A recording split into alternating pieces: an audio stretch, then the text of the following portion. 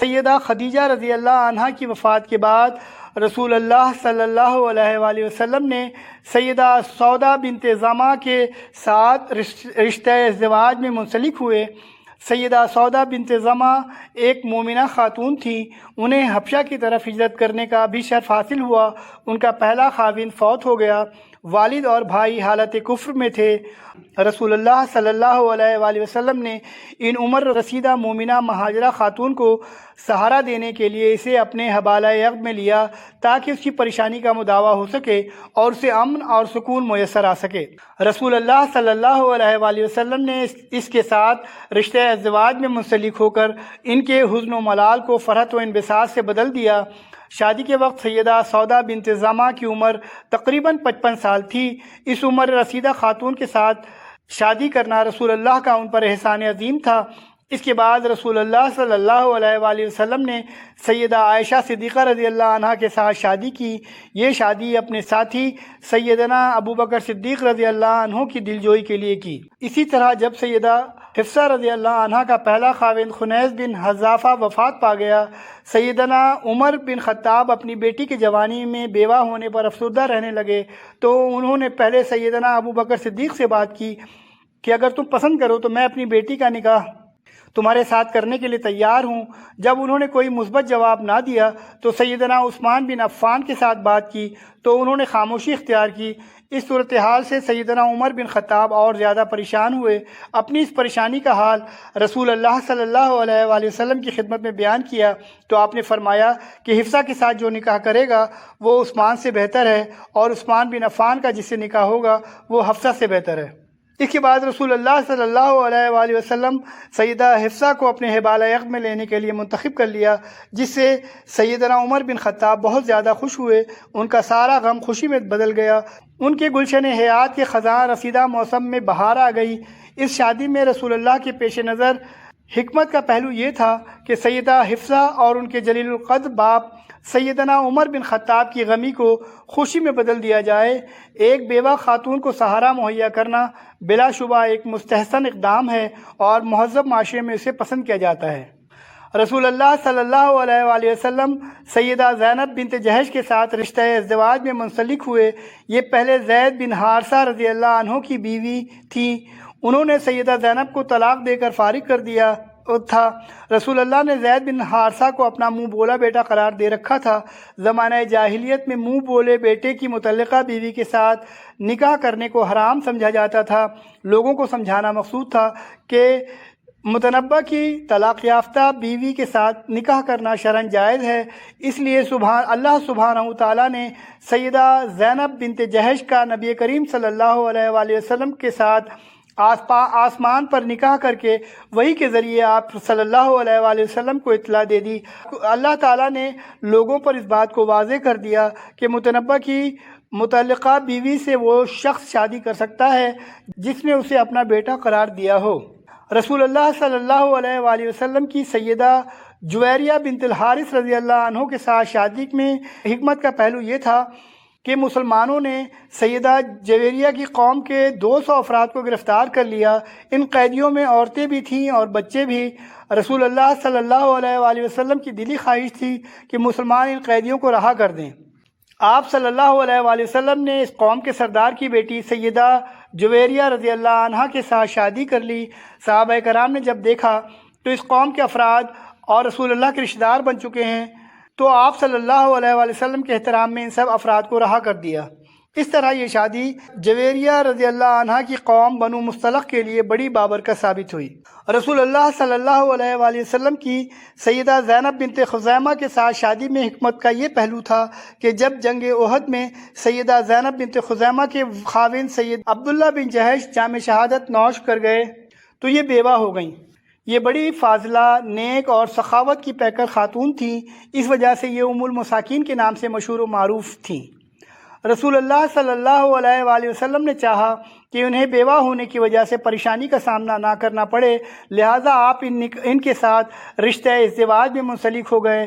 سیدنا زینب بنت خزیمہ رضی اللہ عنہا نبی کریم صلی اللہ علیہ وآلہ وسلم کی زندگی میں ہی وفات پا گئیں۔ سیدہ سلمہ رضی اللہ عنہا بڑی دانشمند سلیقہ شعار خاتون تھیں۔ انہوں نے اپنے خاوند ابو سلمہ کے ساتھ حبشہ کی طرف ہجرت کی۔ یہ اپنے خاوند کی بڑی وفادار تھیں اور یہ کثیر الاولاد اور عمر رسیدہ خاتون تھیں۔ جب ان کا خاوند وفات پا گیا تو یہ بہت زیادہ پریشان رہنے لگیں۔ سیدنا ابو بکر صدیق رضی اللہ عنہ اور ان کے بعد سیدنا عمر بن خطاب نے انہیں نکاح کا پیغام دیا جو انہوں نے قبول نہ کیا۔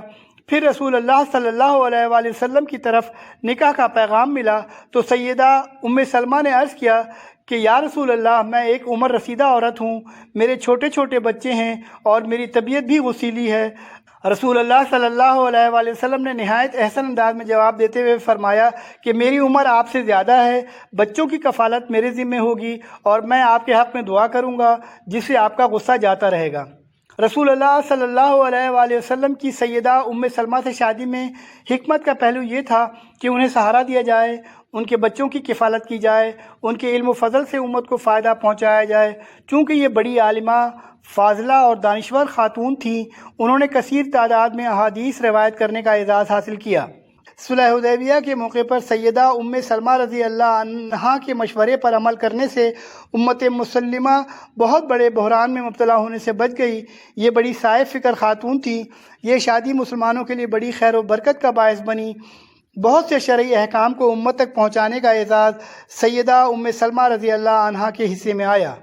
سیدہ حبیبہ رملہ بنت ابی سفیان رضی اللہ عنہا اپنے خاوند عبید اللہ بنت جہش کے ساتھ مکہ سے ہجرت کر کے حبشہ چلی گئی تھیں۔ وہاں ان کا خاوند عبید اللہ بن جہش مرتد ہو کر فوت ہو گیا۔ سیدہ حبیبہ رضی اللہ عنہا کے والدین ابھی حالت کفر میں تھے۔ آپ رضی اللہ عنہا کا والد قریش کا سردار بھی تھا۔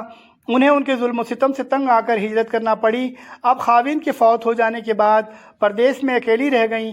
واپس والدین کے ساتھ آنا بھی ایمانی لحاظ سے خطرے سے خالی نہ تھا۔ حالات بہت کٹھن ہو گئے۔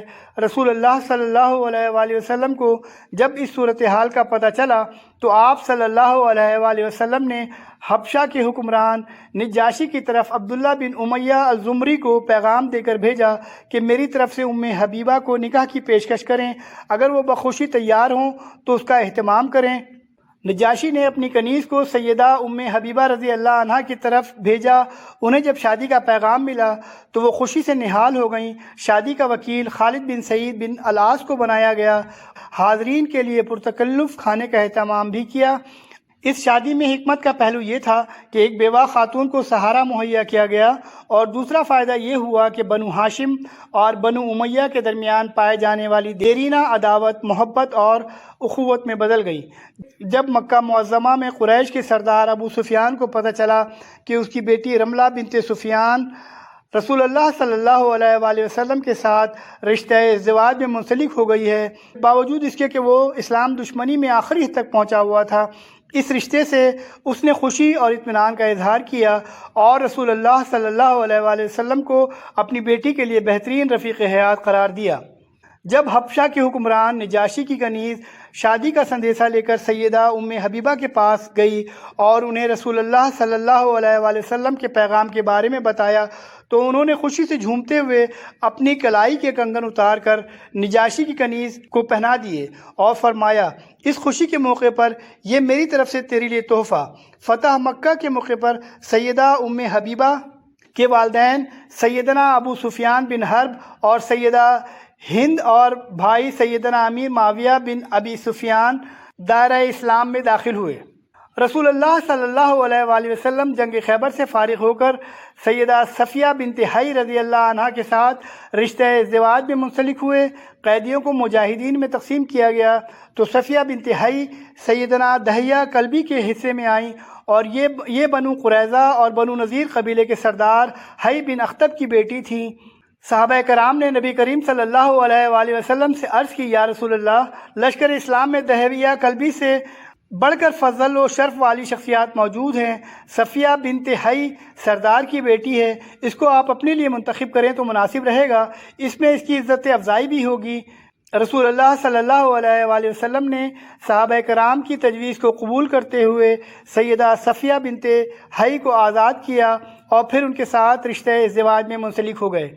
اس شادی میں حکمت کا پہلو یہ تھا کہ سیدہ صفیہ کو اعلیٰ مقام پر فائز کر کے ان کی عزت نفس میں اضافہ کیا جائے تاکہ وہ کسی مرحلے پر بھی احساس کمتری کا شکار نہ ہوں۔ رسول اللہ صلی اللہ علیہ وآلہ وسلم نے آخری شادی سیدہ میمونہ بنت الحارث کے ساتھ کی۔ ان کے پہلے خاوند کا نام ابو رحم بن عبد العزیٰ تھا، وہ فوت ہو گیا تھا۔ سیدہ میمونہ سیدنا عبداللہ بن عباس اور سیدنا خالد بن ولید کی خالہ تھیں۔ ان کے ساتھ رسول اللہ نے مقام صرف پر شادی کی اور یہ مقام مکہ معظمہ سے 15 میل کے فاصلے پر ہے۔ یہ شادی بنو ہلال قبیلے کے لوگوں کے لیے خیر و برکت کا باعث بنی۔ آپ نے اپنی بیویوں کو اس بات کی اجازت دے رکھی تھی کہ ان کی گھریلو زندگی کے بارے میں امت کو آگاہ کر دیا جائے تاکہ وہ اس پر عمل پیرا ہو سکے۔ ظاہر بات ہے کہ نجی زندگی کے بارے میں بیوی سے زیادہ کوئی دوسرا معلومات نہیں رکھتا، چونکہ آپ صلی اللہ علیہ وآلہ وسلم کو پوری دنیا کے لیے رحمت بنا کر بھیجا گیا اور آپ پر سلسلہ نبوت کو ختم کر دیا گیا۔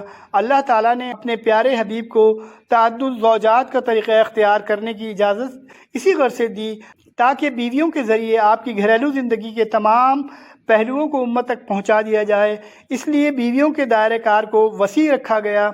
رسول اللہ صلی اللہ علیہ وآلہ وسلم نے اپنی پوری زندگی امت کی خیر خواہی اور اسے ہر طرح سے فائدہ پہنچانے میں بسر کی، پوری زندگی انتہائی سادگی سے بسر کی، دنیاوی زیب و زینت کو اختیار کرنے سے حد درجے پہلو تہی اختیار